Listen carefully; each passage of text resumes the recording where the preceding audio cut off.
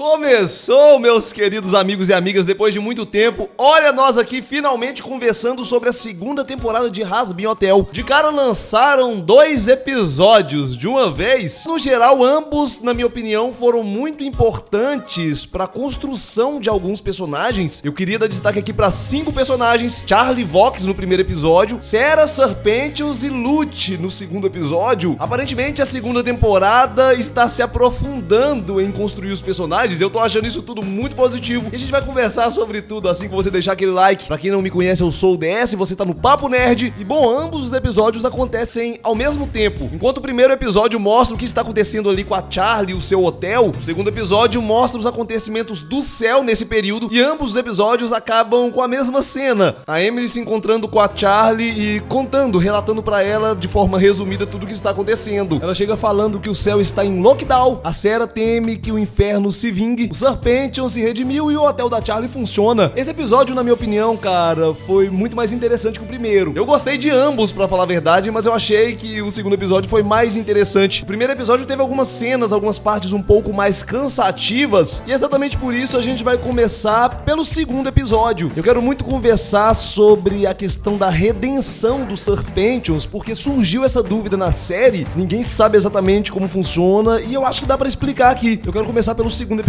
Como os dois acontecem ao mesmo tempo, não faz diferença, a ordem não importa. O Serpentius está sendo julgado no céu, a questão é que ninguém entende o que está acontecendo. Nunca houve um caso de redenção. A verdade é que acreditava-se que isso nem era possível, e aparentemente a própria Sera já tinha confirmado isso, que não, o destino de uma alma não pode mudar. As pessoas ali no céu começam a questionar a Sera quanto a essas coisas, inclusive questionar também quanto ao extermínio, porque não era de conhecimento deles ali que esse extermínio estava acontecendo lá no inferno. Mano, eu tenho gostado muito dos temas que estão sendo abordados nessa segunda temporada. No primeiro episódio a gente viu como uma mídia pode ser manipuladora, como alguém que tem o controle da mídia tem o controle da narrativa. Nesse segundo episódio nós estamos vendo como pessoas que estão em posição de privilégio muitas vezes nem sabem das atrocidades que acontecem com menos favorecidos. O pessoal lá no céu vive a sua vida normal sem nem sequer saber que tá rolando um extermínio anual no inferno. Mas enfim, cara, são muitos questionamentos, inclusive existe um medo de que o inferno contra-ataque, já que agora eles não têm mais o líder do exército, o Adão. Querendo ou não, o exército do céu está vulnerável agora. Adão era um guerreiro experiente. E cara, a gente vê que a Sera nesse momento, enquanto está sendo questionada, ela fica ali bem atribulada e ela entra em estado de negação. Ela começa a questionar os Serpentions,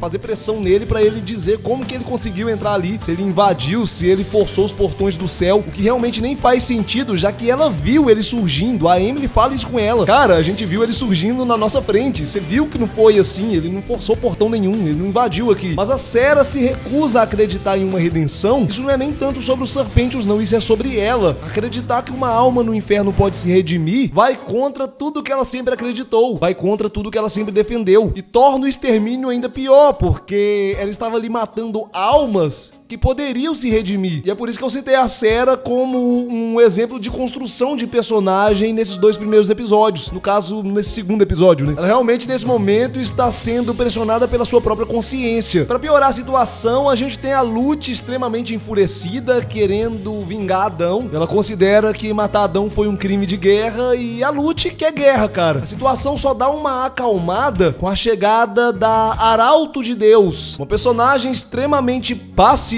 muito carinhosa, muito acolhedora, que já chegou ali dedicando esse momento a ouvir os Serpentios. Deu a oportunidade dele contar a sua própria história. O Serpentios revela que ele era um inventor na Inglaterra, ele vivia um pouquinho mais isolado, sempre observando as pessoas, e um belo dia ele testemunhou um assassinato. Ele viu uma mulher sendo perseguida e sendo assassinada friamente, e ele, tomado pelo medo, não fez absolutamente nada, mesmo sabendo quem era o assassino. Esse ato de covardia acabou custando a vida de outras 5 mulheres, e em cada um desses assassinatos o Serpentius permaneceu calado. Ele poderia ter evitado todos eles, ele poderia ter pelo menos denunciado o assassino, mas o medo dele falou mais alto. 6 mulheres no total morreram, o assassino nunca foi pego, e essa covardia levou ele a ser condenado ao inferno. E cara, talvez esse seja o ponto-chave, porque ninguém ali sabe como a redenção funciona. Inclusive tem um momento que o próprio Serpentius Serpentions questiona a Emily sobre o porquê dos ovinhos que estavam ali com ele não terem ido pro céu como ele foi. Ele não morreu sozinho, os ovinhos dele morreram também, mas eles não vieram pro céu. A questão é que aparentemente não se trata apenas de você morrer sendo altruísta. Pelo que eu entendi, eu acho que dá pra gente teorizar isso aqui, pra você se redimir você tem que vencer aquilo que te condenou. O Serpentions foi condenado por ser um covarde, por pessoas precisarem da ajuda dele e ele se acovardar, ele deixar crimes acontecer, ele deixar assassinatos acontecer, porque ele temia pela própria vida dele. Quando ele enfrenta o Adão, ele fez o oposto, ele foi altruísta, ele sacrificou a própria vida pra salvar a vida dos amigos dele, em especial a Cherry Bomb, que antes era uma inimiga dele. Então talvez seja sobre isso, cara. Pra redenção funcionar, ele tem que se purificar do pecado dele, o que levou à condenação dele. Pra mim é simples assim. Se pensar bem, nem é tão simples, né? Mas enfim, ao contar essa história completa, inclusive a história de como ele se redimiu, Arauto entendeu que de fato se trata de uma purificação de alma e agora ele é uma alma livre. Até mesmo a Sera reconheceu que se trata de uma redenção. E a única que não comprou essa ideia, na verdade, foi a Lute, cara. A Lute permanece revoltada. E nesse momento ela acaba tendo uma surpresa muito negativa, porque ela começa a falar ali que ela é a líder do exército dos céus, mas aí ela toma um corte do Abel, o filho do Adão, porque na verdade ele é que vai ficar no lugar do Adão, por ser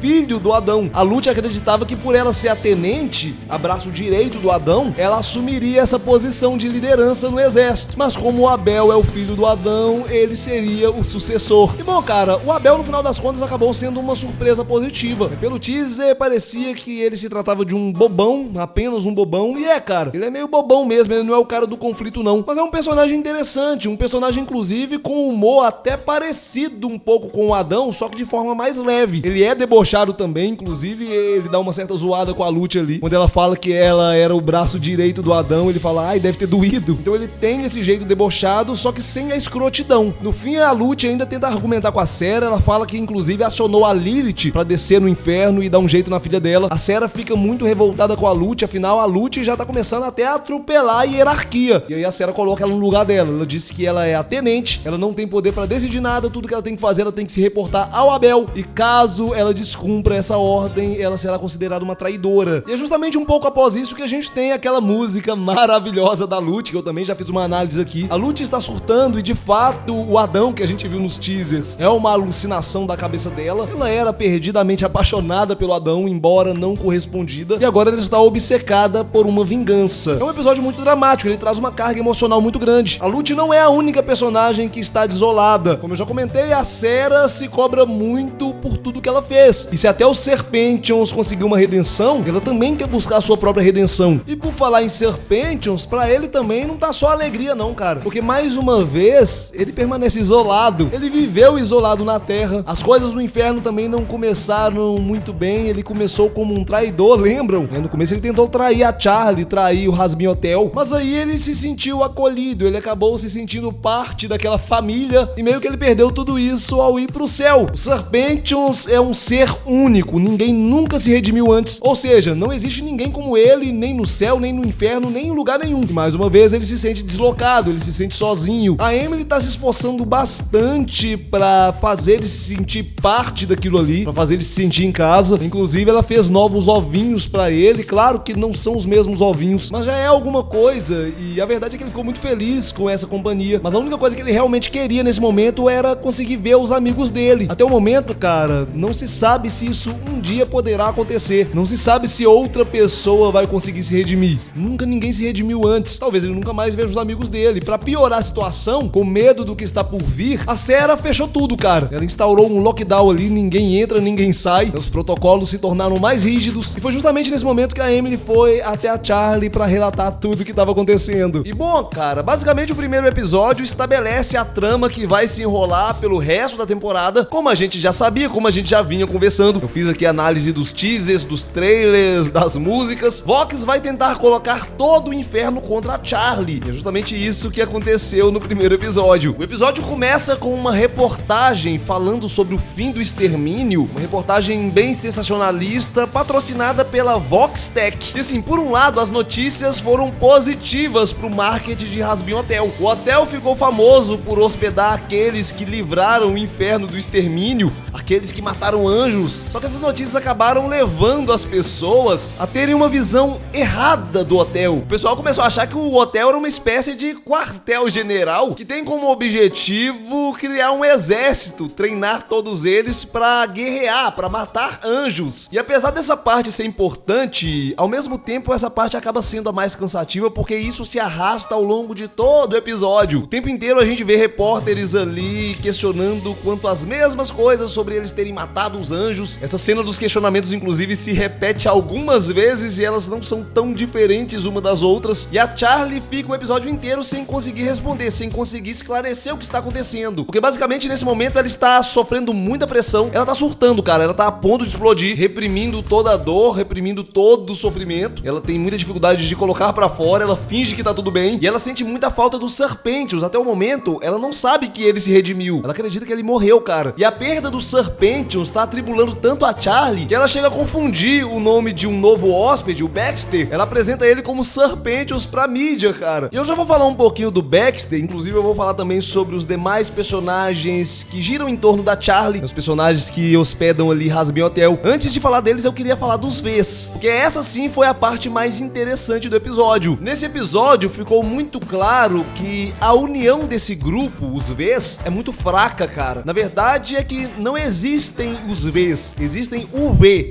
existe apenas o Vox e tudo gira em torno dele. Inclusive tem um momento que o Vox até dá uma escorregada, durante uma das músicas ele diz confia em mim, e aí quando ele percebe que a Velvet e o Valentino estão olhando pra ele desconversa e ele fala não, confia em nós.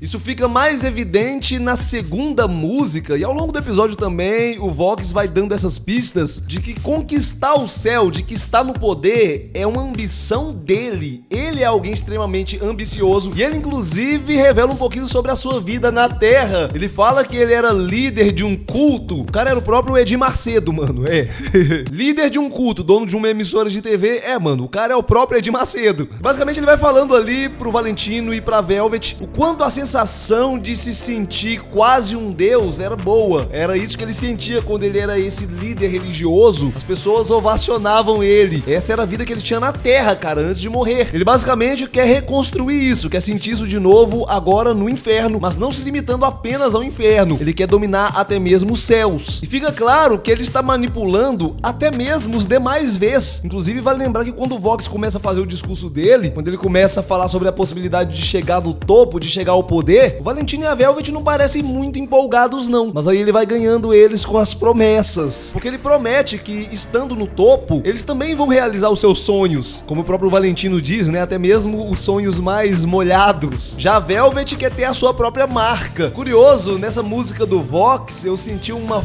forte influência, uma forte inspiração na música do Scar de Rei Leão. Pra começar, a temática é a mesma. Um vilão que quer chegar no poder, que quer dominar e ele promete várias coisas pra quem seguir ele, pra quem o ajudar. E aí nós temos algumas cenas na animação também que lembram muito o clássico da Disney, como aquela cena, por exemplo, que o Vox ameaça as pessoas ali e sai fogo do chão. E aí no final eles vão subindo, cantando, a câmera vai se aproximando de baixo e termina com eles gargalhando. E pra mim claramente rolou uma forte inspiração aqui. Mas falando de animações musicais, mano, o Scar é uma das maiores referências de vilão. Pelo menos estão se inspirando em coisas boas. A música em si não lembra muito não, cara. A música tem uma identidade própria. Eu particularmente gostei muito dessa música. Melhor que a música da Charlie, né? Teve uma música da Charlie também. Por falar na música da Charlie, cara, a gente teve essa música também já tinha sido lançada. A Charlie ali apresentando o hotel, apresentando a proposta de redenção. Ao mesmo tempo que o Vox tem uma proposta muito mais atrativa, a gente também já conversou sobre isso, eu fiz uma análise aqui da música. Basicamente a proposta do Vox se estabelece em 3 pilares: ambição, vaidade e luxúria. O Vox sendo o cara da ambição, claro, a Velvet sendo a embaixadora da moda,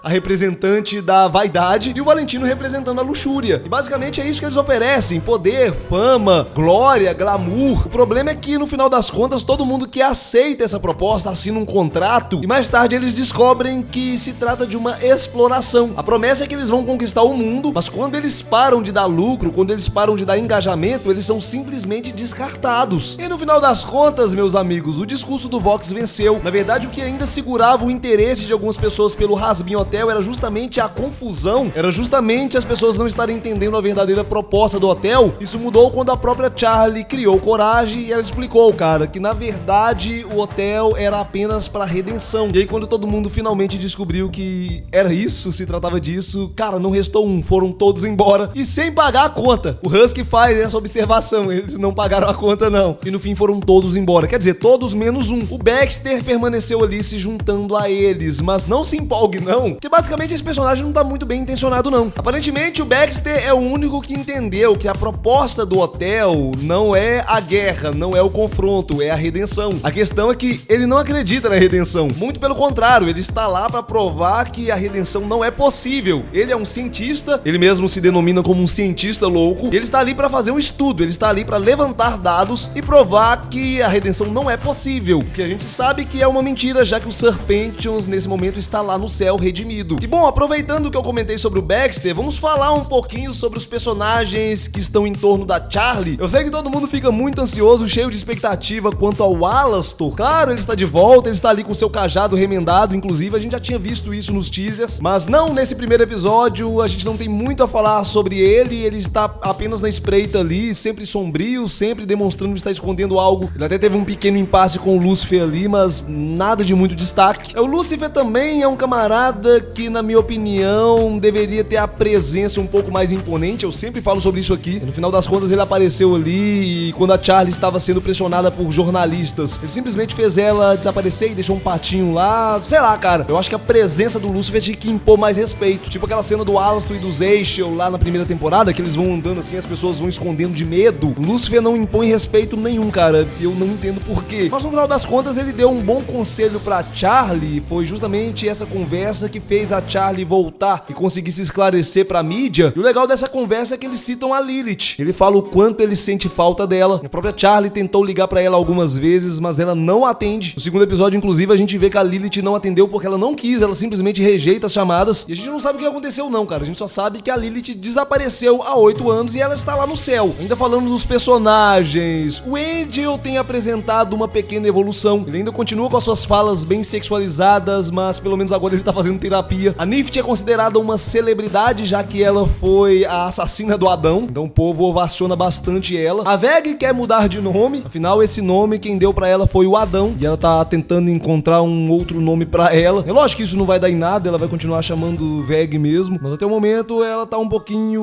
obcecada a mudar o próprio nome. Cherry Bomb está sempre no hotel, mas ela não se considera uma hóspede, ela meio que tá, mas não tá, e ela ainda é um pouco confusa quanto ao sacrifício do Serpentions. Ela não entende bem como ele era apaixonado por ela ao mesmo tempo que eles eram inimigos, mas ao que tudo indica ela sente sim a perda dele, do jeito dela, mas ela sente. No fim do episódio, o Vox fez uma grande campanha contra a Charlie. Foi exibido ali no noticiário que a Charlie se trata de uma ditadora que quer obrigar todo mundo a se encaixar na forma dela. A manchete afirmando que a Charlie se trata da maior ameaça ao inferno, enquanto o Vox e os demais Vs são os caras solidários que estão ali pra amparar todas as vítimas da tirania da Charlie. É muito legal essa questão de vender a perfeição, o Vox fala sobre isso. Ele tem uma conversa com a Velvet e o Valentino, onde ele orienta eles a preservar a imagem. Ele fala, por exemplo, pra Velvet não peitar a Carmilla em público, igual ela fez no episódio 3 da temporada 1. Ele fala também pro Valentino não agredir o Angel em público, ele constantemente faz isso. E o Vox quer vender uma imagem de perfeição. A parte sombria do plano vai ficar sempre nos bastidores. Inclusive, Vox guarda um tubarão gigante que de alguma forma ele vai usar como arma, cara. Eu não sei como é que ele vai fazer esse tubarão devorar anjos, mas é o que ele quer. E bom, meus amigos, e assim termina o primeiro episódio. Eu particularmente gostei demais. Achei que a qualidade tá melhor do que a primeira temporada, pelo menos falando desses 2 primeiros episódios. Eu realmente tô vendo que estão investindo em melhorar a qualidade. Esse segundo episódio, por exemplo, teve 3 músicas, cara. E fora a questão da construção dos personagens, eu realmente tô gostando dessa parte sentimental. É o tipo de coisa que eu gosto, é o tipo de coisa que eu valorizo. Eu acho que esses 2 primeiros episódios tratou de alguns assuntos bem interessantes e eu tô bem animado aí pros próximos episódios. Mas essa aqui foi a minha opinião, eu queria saber o que você achou dessa abertura. Comenta aí, cara, você tá no Papo Nerd, tem que ter pelo menos 2 pessoas pra isso aqui ser um papo, senão é um monólogo. Deixa sua opinião aí. Enquanto vocês vão comentando, eu vou nessa, fui!